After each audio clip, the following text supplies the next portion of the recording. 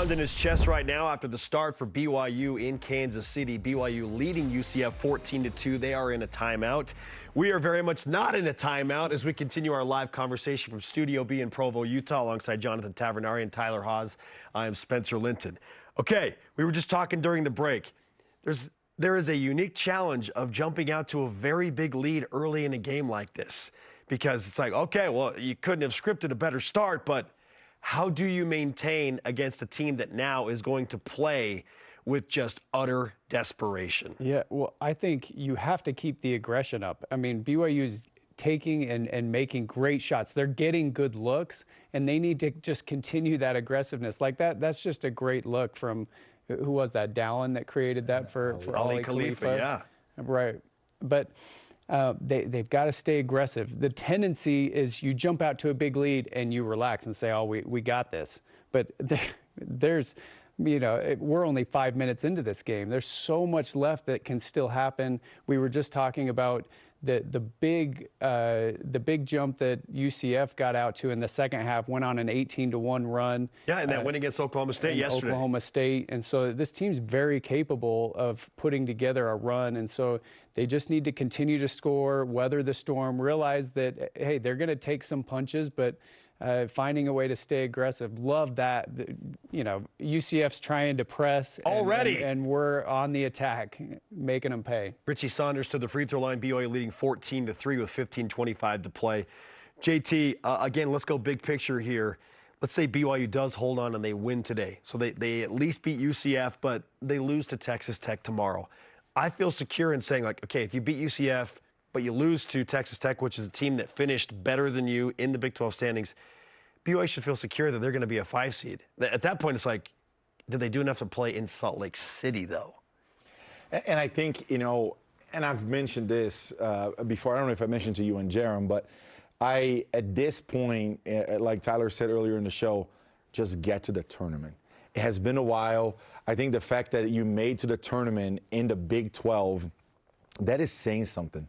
Right, the year that these guys have had, obviously playing Salt Lake would be amazing. That means Hema is not going to have to return the body paint that he has secured. JT and Hema Heimuli are going to paint up for the big dance. So that means that Hema doesn't have to go, and make a return. But it to me is, just one of those things that I'm excited. Oh my goodness. Jackson Robinson for 3, BYU leading 19-3. And my favorite thing is, to Ty's point, especially after the UCF second half start against Oklahoma State, the way that BYU has handled this press. And you beat the press by not hurrying it, by take your time. And a lot of these players, my favorite thing about Jackson Robinson, about Dallin Hall, and about Ali Khalifa is they play to their own speed.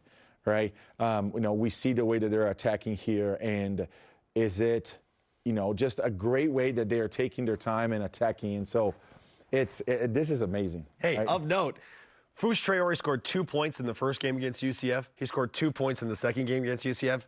He just got his first 2 on an offensive rebound, no less, to make BYU and a block on the other end. Take an 18-point lead. Yeah, and a block on the other end. So, hey, if BYU can get something from Fush, and I mean, JT, even if BYU takes 20 more threes and they make 6 more, that would be 30% for the rest of the game.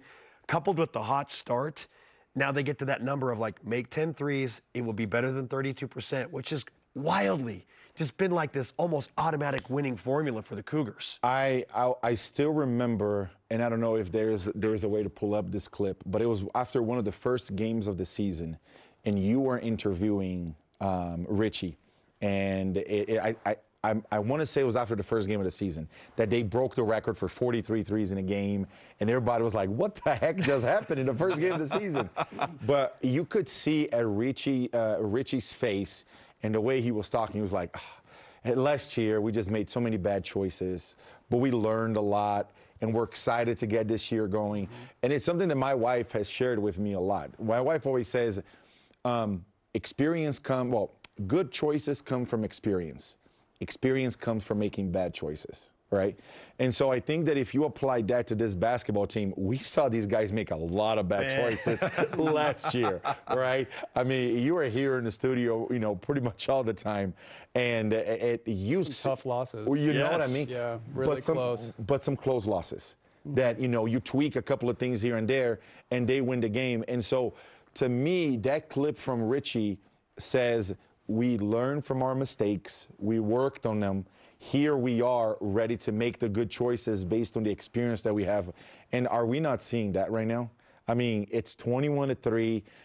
You know, there's 7.5 minutes, you know, that has been played. You know, 6.5 minutes have been played, and BYU looks phenomenal. I mean, Houston, who? And Texas, who? I mean, the way that these guys are playing, and I feel like the experience that these guys have, you know, Spencer Johnson being here for a while, Travin coming back next year, Jackson, you know, being a proven winner this year.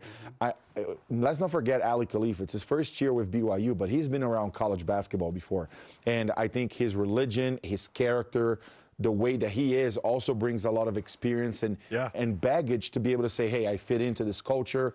I want to be a team guy. And, you know, Noah being here for more than a year and being adaptable to the BYU way, it's real, you know, as alumni that was in that situation and had a lot of success, seeing these guys do the same things that we did, it's really, you know, it makes me very proud to be associated with the program. BYU has started 6 for 10 from the field. UCF just made their second field goal. It's a 3, so they are now 2 for 12, and the pressure continues. BYU leading by 15. Okay, Ty, let's say BYU beats UCF, and then they get some revenge against Texas Tech. And they want this, by the way. BYU wants another shot at Texas Tech. If BYU wins 2 games in Kansas City, how do you feel like that helps BYU?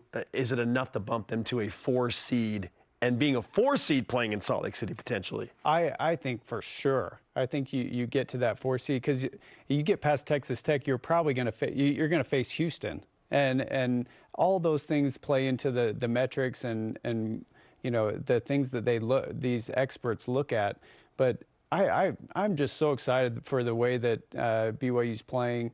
And, you know, I also, along with JT, super proud to be an alumni of this program. And what Coach Pope has built and what he's doing is just an incredible thing. First year in the Big 12. And, you know, I was telling somebody yesterday, you look historically at the teams that do well in the tournament. They're deep at every position. They have different guys that step up. They are dangerous from the three-point line. They get after it and You're defend. explaining BYU. This is BYU. Like they're geared up to make a run at this thing, and just super excited to watch. All right, 12:07 to play. Trey Stewart's going to the free throw line. The Cougars lead 21-8. We're going